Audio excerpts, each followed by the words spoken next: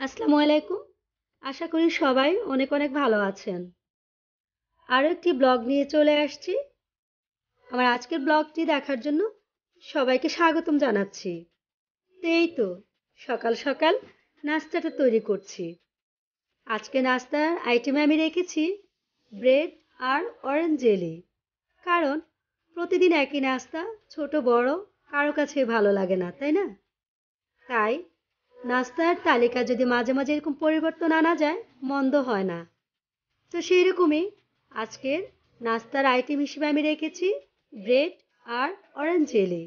একটি সংক্ষিপ্ত নাস্তা এবং ঝটপট তৈরি করে নেওয়ার মতো আর ঝটপট করে খেয়ে নেওয়ার মতোই একটি অসাধারণ নাস্তা।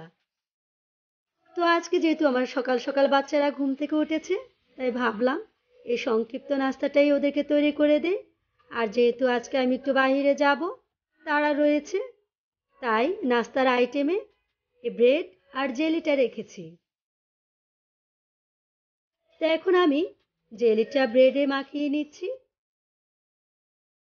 এখন যেহেতু আমার দু বাচ্চা ঘুম থেকে উঠেছে, তাই দুজনের জন্যই আমি নাস্তাটা তৈরি করছি।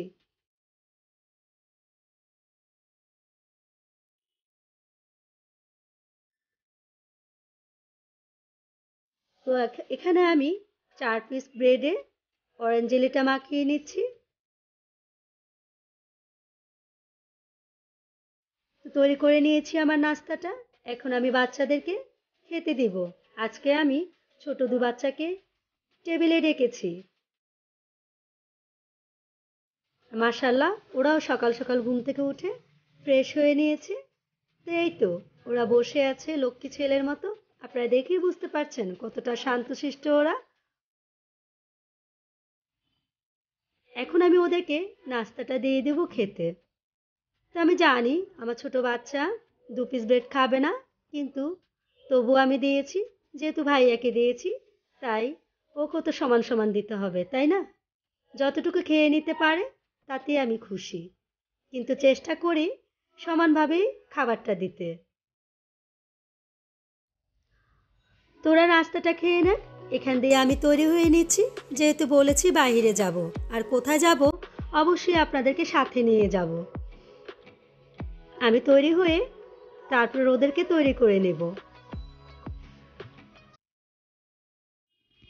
তো মাশাআল্লাহ, ওরা খেয়ে নিচ্ছে। আর যেহেতু আজকের নাস্তার আইটেমে একটু পরিবর্তন রেখেছি, তাই ওদেরও ভালো লাগছে। তো মাঝে মাঝে চেষ্টা করব খাবারে পরিবর্তন রাখতে, এতে করে ছোট বড় সবাই ভালো লাগবে। তো টাইটেলে যেহেতু লিখেছি যে বাইরে যাব আর বাসার জন্য কি ফার্নিচার বানিয়েছি, অবশ্যই সাথে থাকবেন দেখার জন্য। তো এই তো চলে আসছি শপিং মহলে। কোথায় আসছি?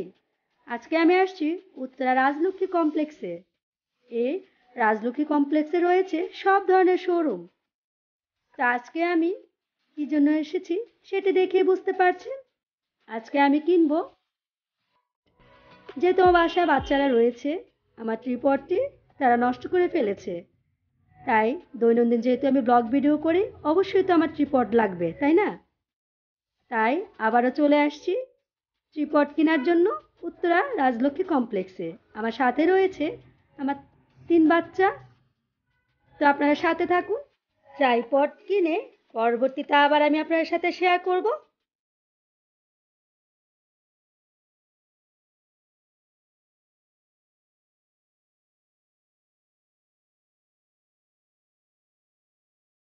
তো চলে আসছি বাসাতে। এই তো কি এনেছি দেখিয়ে দিচ্ছি আপনাদেরকে। আজকে আমি দুটো আইটেম এনেছি, ট্রাইপড আর সেলফি স্টিক প্লাস স্ট্যান্ড। এই সেলফি স্টিক প্লাস স্ট্যান্ডটা ভীষণ উপকারী, কারণ যেহেতু আমরা ব্লগ ভিডিও করি, যখন আমরা যেখানে যাব, যদি আমাদের পার্সে থাকে সেলফি স্টিক প্লাস স্ট্যান্ড, আমরা ঝটপট ভিডিওটা তৈরি করতে পারবো। আর খুব ছোট সাইজ, যে কোনো পার্সে আমরা ক্যারি করতে পারবো। তো দেখিয়ে দিচ্ছি। তো এই তো এই সেলফি স্টিক প্লাস স্ট্যান্ডে রয়েছে এখানে একটি বাটন। তো এই বাটনটি যদি আমরা মোবাইলে ব্লুটুথ কানেক্ট অন করি, তাহলে এই বাটনের যে সুইচটি থাকবে সেটি অন করলে আমরা ভিডিও কিংবা সেলফি তুলতে পারবো। তো এই তো দেখিয়ে দিয়েছি। আর যেটি বলেছি স্ট্যান্ড, এটি স্ট্যান্ড হিসেবেও আমাদের খুবই উপকার করবে। এই তো সেটিও আমি শেয়ার করছি আপনাদের সাথে। এটি আমরা ছোট বড় করে নিতে পারবো। ভালো লেগেছে, যখন যেখানে যাব সেখানে আমরা সুন্দরভাবে ভিডিওটি তৈরি করতে পারব। তো আপুরা, কেমন লেগেছে আমার আজকের এই সেলফি স্টিক প্লাস স্ট্যান্ড? আমি মনে করি যে এটা খুবই সুবিধাজনক একটি জিনিস, তাই না?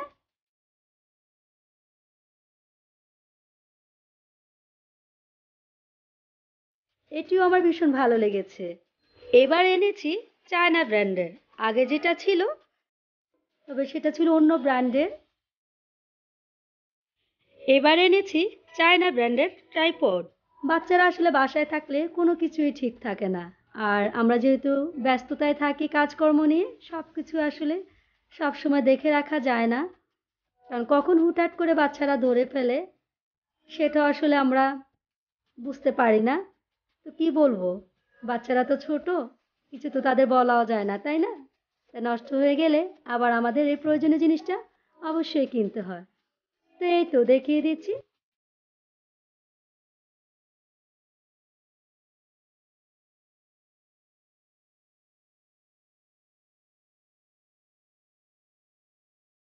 তো দেখিয়ে দিচ্ছি আপনাদেরকে।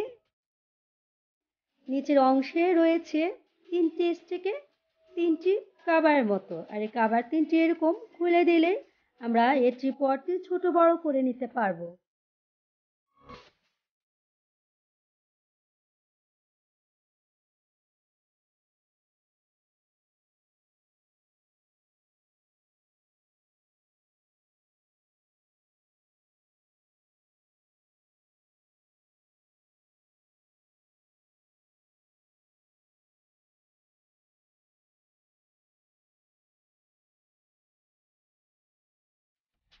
সিটির পরে সাইডে রয়েছে এরকম একটি হ্যান্ডেল। যখন আমরা যেখানে যে পজিশনে ভিডিও করতে চাইবো, এই উপরের অংশটাও এরকম ছোট থেকে বড় করে নেওয়া যাবে। এখানে রয়েছে একটি অপশন, যখন আপনি ক্যামেরা দিয়ে ভিডিও করবেন তখন এই অপশনে ক্যামেরাটা সেট করে নেবেন। আর যখন মোবাইলে ভিডিও করবেন তখন এই অপশনে এরকম মোবাইলের একটি কভার সেট করে দিয়ে তারপরে ট্রাইপডের উপরে সেটিং করতে হবে। আজকে আমাকে এই ভিডিওতে সাহায্য করছে আমার মেজো ছেলে। যেহেতু আমি ভিডিও করছি হাতের সাহায্যে, তাই ও সব কিছু সেটিং করে আপনাদেরকে দেখিয়ে দিচ্ছে। তো এই তো মোবাইলে যখন ভিডিও করব এভাবে সেটিং করে নিয়ে তারপরে এই কাভারে আমরা মোবাইলটা সেট করব। আর এই হ্যান্ডেল দিয়ে ফ্রন্ট সাইড বা ব্যাক সাইড যেভাবে আপনি ভিডিও করতে চান সহজভাবে করে নিতে পারবেন। তো আপুরা, কেমন লেগেছে আর আজকের এই দুটো আইটেম, অর্থাৎ ট্রাইপড আর সেলফি স্টিক প্লাস স্ট্যান্ড? আমি সব রকমই আপনাদেরকে দেখিয়ে দিয়েছি খুব সহজভাবে। এই ট্রাইপড দিয়ে মোবাইলের সাহায্যে ভিডিও তৈরি করতে পারবো। তো আপুরা কমেন্টসে আমাকে জানাবেন। আর টাইটেলে তো লিখেছি বাসার জন্য নতুন ফার্নিচার এনেছি। তো কী কী ফার্নিচার এনেছি সেগুলো একটু আপনাদেরকে দেখিয়ে দিচ্ছি। তো এই তো আমি যেহেতু কাঠের ফার্নিচার পছন্দ করি, তাই আমি এখানে সেগুন কাঠের দুটো ফার্নিচার বানিয়েছি, ড্রেসিং টেবিল এবং বাচ্চার জন্য একটি ওয়ার্ড্রব। আমার আগের ড্রেসিং টেবিলটি বাচ্চারা বল খেলতে গিয়ে গ্লাসটা ভেঙে ফেলেছে, তাই ভাবলাম যে নতুন করে একটি ড্রেসিং টেবিল বানিয়ে নিই। আর এই ড্রেসিং টেবিলের কাঠগুলি আমি চট্টগ্রাম থেকে আনিয়েছি, সম্পূর্ণ সেগুন কাঠের। খুব সিম্পল ডিজাইনের ভিতরে আমি এই ড্রেসিং টেবিল এবং ওয়ার্ড্রবটি বানিয়েছি। তো দেখিয়ে দিব আপু এই ড্রেসিং টেবিলের ভিতরে আমি কী ধরনের ডিজাইন দিয়েছি। তো সাথে থাকবেন আপনারা দেখে নেওয়ার জন্য।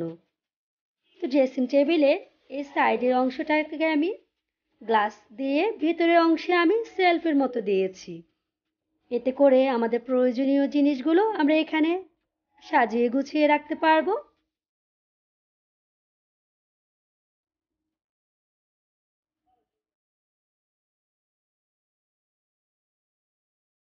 আর গ্লাসের এই ভিতরের অংশ আমি সেলফের মতো দিয়েছি। এখানে আমরা আমাদের যাবতীয় কসমেটিক্সের বক্স কিংবা অন্যান্য সাজগোজের জিনিসগুলো সাজিয়ে রাখতে পারবো।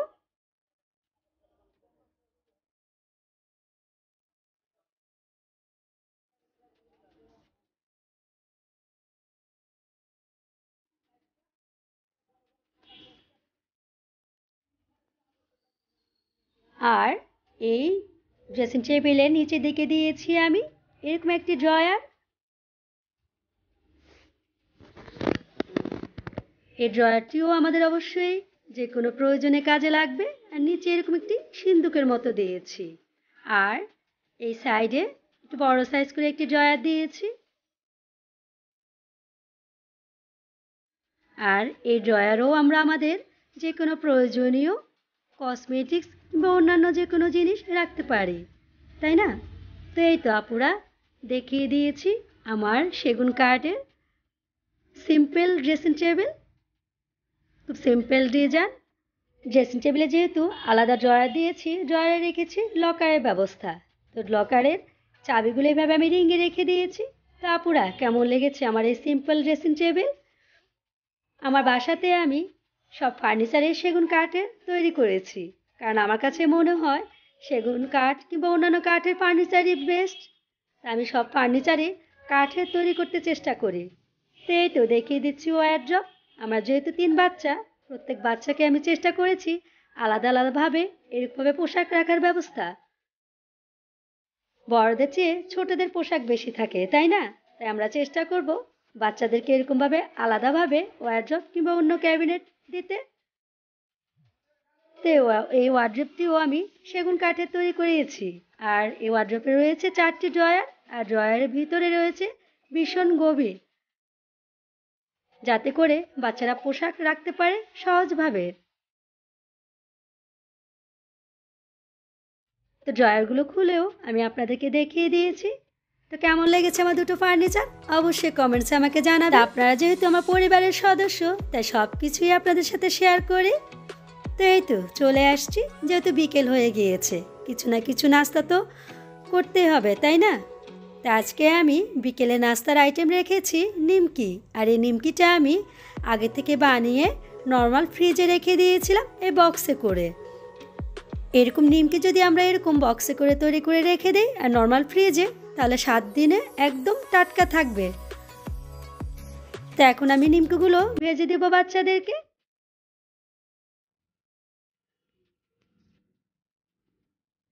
আমার বাচ্চারা ঝাল ঝাল জিনিস খেতে পছন্দ করে, আর নিমকি তো ওদের ভীষণ পছন্দ।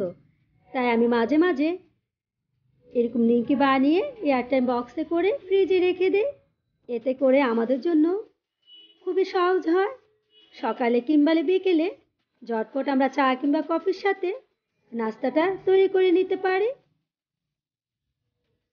সবগুলো নিমকি আমি ভেজে নিয়েছি। এখন আমি আমার 2 বাচ্চাকে খেতে দিয়েছি। এই নিমকিটাও ভীষণ মুচমুচে, উপরে একদম ক্রিস্পি ছিল, আর খেতেও ভীষণ ভালো লেগেছে। তো আমার আজকের এই ব্লগটি যদি আপনাদের ভালো লাগে অবশ্যই কমেন্টসে জানাবেন আর একটি লাইক দিবেন।